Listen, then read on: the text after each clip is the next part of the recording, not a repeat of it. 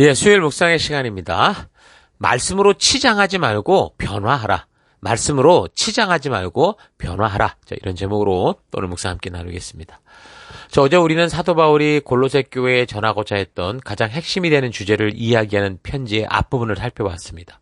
사도 바울은 에베소에 교회에 관해 바르게 알게 하기 위해 편지를 할 때나 또 골로새 교회의 그리스도에 관해서 바르게 알게 하는 편지를 할 때 그 외에 다른 서신들을 볼 때도 항상 편지 앞부분은 우리가 바르게 알아야 되는 교리적인 부분들에 대해 말을 하고 후반부에는 그래서 그 말씀의 기준을 따라 살아가야 되는 성도로서의 구체적인 삶의 길들을 제시하는 식으로 편지를 씁니다. 골로새서도 마찬가지인데 1장 2장을 통해 그래서 그리스도가 어떤 분이신지를 또 그리고 성도란 어떤 존재인지를 분명하고 확실하게 이제 정의를 내리면서 3장을 통해서는 그래서 성도가 어떻게 살아가야 되는지에 대해서 말을 하는데 이제 새 언약의 백성이 되었다면 지금까지 살아왔던 과거의 삶이 아니라 새로운 삶, 위의 것들을 추구하는 삶을 살라 그렇게 말합니다. 위의 것이라는 거는 하나님의 뜻, 하나님의 가치를 말하는 거죠. 그러니까 하나님께서 그의 백성들에게 알려주신 하나님 나라의 법도를 말하는 거예요. 성경 곳곳에서 옛사람과 새사람의 이야기를 하는데 옛사람이란 내가 그리스도를 믿기 전에 살아왔던 내 과거의 습관과 가치들을 말하는 거죠. 그래서 우리는 새사람, 거듭난 사람, 예수와 함께 십자가에 죽고 다시 새롭게 태어난 사람답게 살라라는 것은 이전의 가치, 이전의 습관, 지금도 여전히 세상이 추구하는 그런 것들을 따라가지 말고 완전히 새로운 가치, 하늘나라의 가치, 성경이 말씀하고 있는 그 말씀의 가치를 따라 생각하고 그 가치를 따라 살아가라라는 겁니다. 자, 그런 와중에 바울은 교회를 언급하는 에베소서에서나 또 그리스도를 언급하는 골로새서에서나 이 바울이 이제 가정이라는 것을 중심으로 가정의 이 예를 통해서 그 가정 속의 남편, 아내, 자녀들의 삶을 이야기하면서 어떤 삶의 길들을 분명하게 보여줍니다. 가정은 하나님의 사람들이 자라갈 수 있게 하는 가장 중요한 곳, 하나님이 처음 창조하셨던 것이죠. 이 가정이 번성하며 사회를 이루는 그런 기초가 되고 온 인류가 됐기 때문입니다.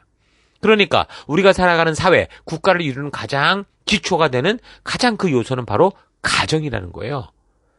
그러니까 요즘 살기 힘든 현실을 이유로 많은 사람들이 결혼을 하지 않거나 한다고 해도 자녀도 낳지 않음으로 해서 지금 한 국가가 빨리 노령화돼 가면서 그 국가의 미래가 점점 어두워지는 그런 현상들을 곳곳에서 보는데 이렇게 하나님의 뜻대로 생명을 낳고 세워가는 바른 가정은 모든 사회와 국가의 가장 중요한 뿌리, 기초가 되는 겁니다.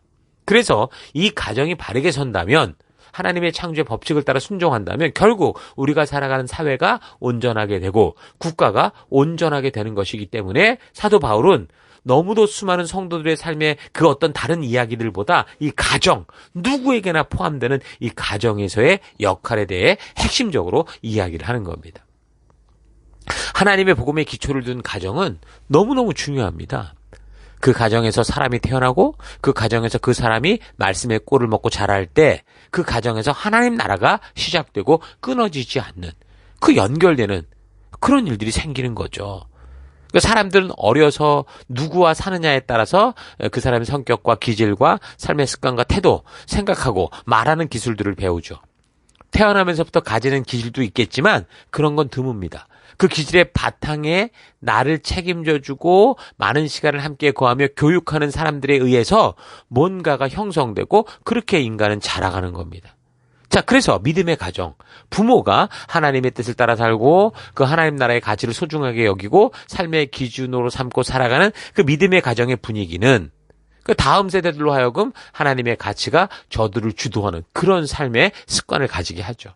이런 가정을 통해 마치 노아의 가정, 아브라함의 가정처럼 하나님의 살아계심이 바르게 전달되고 하나님의 뜻을 따라 살아가는 하나님 나라가 계속 이어지는 겁니다.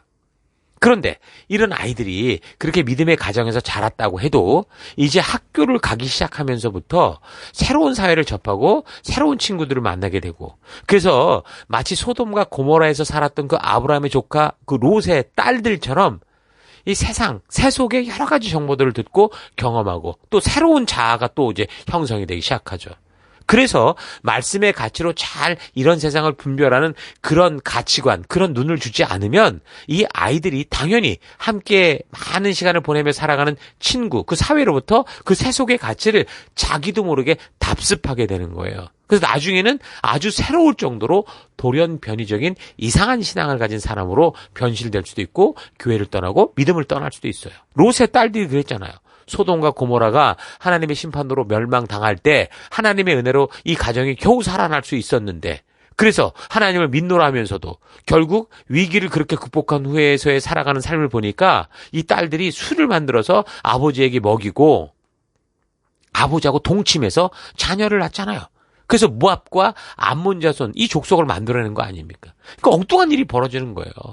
그러니까 어려서부터 보고 배운 가치들은 한 사람의 삶을 형성함에 있어서 아주 중요한 역할을 하는 겁니다. 그래서 우리는 우리 아이들이 어려서부터 하나님 나라의 문화와 말씀을 먹고 자랄 수 있는 그런 가정을 이루어야 되고, 그런 가정들이 모인 교회 속에서 아이들이 하나님의 말씀의 가치를 먹고 바르게 사회 현상을 분별해서 그 세속의 어둠 속에서도 복음의 빛을 들고 나아감으로 이 어두운 세상으로 하여금 영생으로 나아갈 길을 만들고 빛을 비추고 그들이 돌아올 수 있는 그런 삶을 살아낼 수 있도록 해야 되는 거죠. 아마도 바울은 그런 의미에서 성도를 언급할 때마다 이 가정에 대해서, 가정에 속한 사람들에 대해서 그 바른 성경의 가치를 실현하는 삶을 살 수 있도록 그래서 구체적인 가이드를 주는 것으로 보입니다. 고대 로마의 법이 말하는 가정규칙 안에서는 온전한 하나님의 형상을 가진 그런 어떤 모델, 하나님의 창조의 모델을 보기 힘들었어요. 고대 로마 시대 사회에서의 기본 단위는 가족이었습니다. 가족의 개념은 가부장, 아내, 자녀, 친척이 포함되어 있었고요. 상류층이 데리고 있는 하인과 노예 역시 가족의 일부였었죠. 자, 그런 사회 구조 속에 가부장, 즉 아버지는 가족 구성원들에 대해 절대권을 가지고 있었습니다. 왕과 같은 존재였죠. 그러니까 결혼과 이혼을 결정할 수 있었고 자식을 심지어 노예로 팔 수도 있었다고 그래요. 또한 자손들의 재산을 내 것으로 할 수 있으면 심지어 생사 여탈권까지 그렇게 가질 수 있었던 거죠. 그러니까 아버지는 성인 아들과 더불어서 아들의 가족까지 아버지가 그런 권리를 행사할 수 있었고, 아버지가 살아있을 때까지 그 아들은 결혼을 해도 가부장으로 인정받을 수 없었고 자신의 재산 또한 가질 수가 없었습니다. 또한 로마인은 남성을 기준으로 혈통을 인정하기 때문에 남자가 뭐 다른 여자들 더 많이 취해서 얻은 이 모든 자녀들도 또 남편의 가족에 속하게 됐던 겁니다. 일반적으로 고대 그 교훈들을 보면 그래서 이 남자의 권위가 되게 셌기 때문에 뭐 아내를 어떻게 다스려라, 여자를 어떻게 해라 이렇게 강조를 하는데, 뭐 자기의 소유나 재산, 사람을 생산하는 유일한 방법으로 취급하는 그런 시기였던 거죠. 이렇듯 그 시대를 주도하던 로마라는 거대한 나라에서 보여주는 가족 제도 속에서는 하나님이 창조하신 진정한 가정의 모습, 진정한 인간의 모습을 볼 수가 없었습니다. 그래서 바울은 그런 로마 전통 가족 규칙을 뒤집을 만한 얘기를 하는 거예요. 하나님의 법도는요, 남성 우월이 아닙니다. 여성 평등, 한 사람의 인권 존중이라고 하는 핵심적 가치를 말해줘요. 자, 그래서 일반적으로 고대의 어떤 그런 법률이나 교훈들을 보면 아내를 어떻게 다스려라, 어떻게 사용해라 이렇게 강조하는데, 바울은 그 대신에 아내를 어떻게 사랑해야 되느냐라는 걸 강조하고, 그 어느 한쪽에서만 행하는 일방적인 복종이 아니라 피차 서로 사랑하고 피차 복종하는 삶을 살아라 이렇게 얘기를 합니다. 그러니까 하나님이 가르쳐 주신 인간의 인권에 대해서, 평등과 책임 있는 자유에 대해서 말해주고 있는 거죠. 그리고 더 나아가서 그런 가치가 단지 남편과 아내의 관계만이 아니고 이제 더 확장되면서 아비와 자녀, 또 주인과 종의 관계에서도 그렇다라는 사실을 분명하게 전해줍니다. 3장 22절. 종이 되신 여러분, 모든 일에 육신의 주인에게 복종하십시오. 사람을 기쁘게 하는 자들처럼 눈가림으로 하지 말고 주님을 두려워하면서 성실한 마음으로 하십시오. 주인이 되신 여러분, 정당하고 공정하게 종들을 대우하십시오. 여러분도 하늘의 주인을 모시고 있다는 사실을 아시기 바랍니다. 그러니까 가정이 사회의 기초가 되기 때문에 이런 얘기를 하는 거예요. 그러니까 가정을 시작으로 어떤 공동체, 어떤 관계든지 지금 하나님께서 가정에게 말씀해 주신 이 법도와 가치를 따라 가는 이 온전한 이런 회복이 없이는 그 어떤 사회도 온전할 수가 없어요. 가정은 온 우주에서 인류가 탄생하고 자라고 유지되는 하나님이 창조하신 유일한 그런 기관입니다. 그래서 교회당보다 더 중요한 게 가정이에요. 그래서 그런 가정에서 살아가는 방법이 바로 사랑이다라고 얘기를 하는 거죠. 같은 인권 속에 살아가는 거예요. 평등한 인권. 그러니까 같은 원리를 따라 교회당에 왔을 때도 우리가 그런 거예요. 교회가 대그룹으로 모이는, 그러니까 거창한 이런 큰 교회로 모이는 것보다 반드시 아무리 그 교회가 얼만큼 규모가 있다고 하더라도 한 영혼이 태어나고 보호받고 자랄 수 있는 그런 영적인 가정, 건강한 셀, 이게 중요한 거예요. 사실은 그 셀 하나가 진정한 뭐예요? 가정과 똑같은 거기 때문에 모든 사회를, 인류를 이루듯 모든 교회를 이루는 기초가 되는 거죠. 그래서 우리 교회는 이 셀이 교회라는 걸 알고 있어요. 그런 교회라는 것을. 그래서 이런 생명을 낳는, 생명을 세우고자 하는 하나님의 마음을 가진 이런 영적인 아비들이 존재하는 그 영적 가정들이 반드시 교회의 기초가 돼야 되는 겁니다.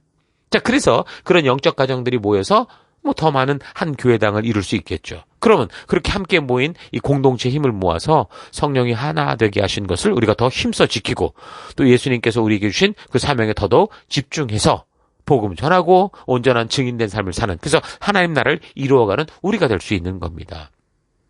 자, 그러니까 특별히 하나님 아버지의 이런 마음을 아는 영적인 아비들이라고 할 수 있는 우리 셀 리더들은 지금 여러분에게 맡겨진 이 영혼들, 그 영적인 가정, 이 셀이 그저 교회당에 다니니까 함께 모이는 소그룹이다, 이렇게 생각할 게 아니라 하나님이 지금 나에게 맡기신 나의 가정이다, 영적인 나의 자녀들이다라는 거 잊지 마시고, 어느 교회에서나 흔히 볼 수 있는 그런 종교적 리더가 아니라 하나님의 마음을 품고 영혼을 예수님처럼 사랑하고 돌볼 수 있는, 정말 그렇게 해서 그 생명을 낳는, 생명을 세우는 그런 거룩한 이 부르심을 잘 감당하는 여러분 될 수 있기를 바랍니다. 자, 오늘 하루 나는 하나님의 백성답게 살아갈 수 있도록 하나님이 만드신 영적인 가정의 중요성을 바르게 알고, 또 내가 살아가는 육신의 가정에서나 내가 속한 교회의 영적인 가정에서나 하나님이 직접 만드시고 세운 그런 가정의 목적을 따라 자신에게 주어진 역할을 바르고 온전하게 감당하며 살고 있는지 좀 차분히 생각해 보기 바랍니다. 나는 육신에 속한 가정이든 영적인 가정이든 이 가정이 하나님께서 직접 만드신 가정이요, 그래서 존재하는 역할과 목적이 있다는 것을 바르게 알고 그 목적에 따라 그렇게 살아왔다고 여러분 생각하십니까? 우리가 날마다 묵상하고 성경을 보는 이유는 우리의 고정된 생각을 움직이게 하고 결국 변화시키기 위한 겁니다. 옛 생각을 고집하지 않고 오직 주님이 주신 그 말씀이 우리의 잘못된 것을 고치고 필요 없는 것을 없애고, 그래서 바르고 온전한 그런 길을 심어서 우리의 생활이, 우리의 삶이 완전히 하나님이 창조하신 목적을 따라 변화하기 위한 거죠. 생각이 변해야 행동이 변할 수 있기 때문입니다. 하나님이 창조하신 가정에 대한 나의 생각이 하나님이 계시로 말씀하여 주시는 그 온전한 뜻을 따라 바르게 알게 되므로 생각이 변해야 우리의 가정생활, 교회 생활이 온전하게 변할 수 있습니다. 그렇지 않으면 우리가 교회를 다니고 성경을 안다고 하면서도 하나님 말씀대로 변화되는 게 아니고 그저 말씀을 장식품처럼 생각하면서 우리의 겉모습을 종교인처럼 치장하는 그런 삶을 살게 된다는 거죠. 이런 삶이 바로 하나님께 꾸중 듣는 삶이고 결국에는 우리로 하여금 죽음의 길로 가게 하는 삶이 되는 겁니다. 말씀으로 치장하는 삶이 아니라 말씀대로 변화되는 삶을 그래서 살아가야 되는 거예요. 우리의 생각을 바르게 변화시키기 위해서는 바르게 하나님의 말씀, 성경을 알아야 되고 그 말씀이 제시하는 그 가치를 온전히 받아들여야 됩니다. 그래서 우리의 생각이 하나님 말씀대로 바르게 먼저 변화돼야 돼요. 그래야 우리가 그 가치를 따라 목숨을 걸고서라도 살아갈 수 있는 그런 진정한 성도가 되는 겁니다. 자, 이렇게 생각이 변화되어 삶의 현장에서 새로운 삶을 사는 것이 예수로 말미암아 새롭게 된 사람의 그런 삶이다라는 거 잊지 마시기 바랍니다. 자, 골로새서 3장을 통해 거듭난 자들은 위의 것을 찾아라 라고 외치는 바울의 그 진정한 뜻과 그로 인해 제시하고 알려주는 성도들의 삶의 디테일을 잘 분별할 때 우리는 바울이 간절한 마음으로 말하고 있는 것을 통해서 우리 주님이 성도인 우리에게 말씀하시고 나아가게 하는 그 뜻을 만날 수 있게 될 겁니다. 대충 알고 대충 믿고 살아가는 그런 삶이 아니라 바르게 알고 바르게 믿음으로 살아가는 오늘 하루 될 수 있기를 그래서 주의 이름으로 축원합니다. 오늘 하루도 힘내십시오. 잠시 기도하겠습니다. 하나님, 하나님을 사랑한다 하면서도 하나님의 뜻에는 전혀 관심도 없는 도저히 설명할 수 없는 이상한 삶을 살아가는 것이 기독교와 믿음이라고 생각하며 살아왔던 것 회개합니다. 교회 안에서 하나님이 만드신 상식이 회복되는 삶 살기를 원합니다. 믿음이요 종교라고 하니까 뭔가 신비하고 말이 되지 않아도 그것이 종교라고 생각해서 이성을 창조하신 하나님께서 우리 이성에 호소하며 말씀하시는 상식으로도 이해할 수 있는 말씀들을 오해하고 이상한 미신을 만드는 삶에서 벗어나기 원합니다. 하나님이 누구신지를 알아야, 하나님의 뜻을 알아야 진리의 길을 바르게 걸을 수 있다는 거 잊지 않고 부지런히 우리 하나님이 누구신지를 알아가는 그런 하루하루 되기를 원합니다. 그걸로 이끄신 하나님 감사합니다. 오늘 나에게 주신 이 말씀이 여기저기 치장하는 그런 장식품이 아니라 나를 변화시키는 변화의 핵심이 될 수 있도록 주님이 역사하시고 또 그런 말씀을 따라 변화되는 내가 될 것을 결단하고 감사하며 예수님 이름으로 기도했습니다. 아멘.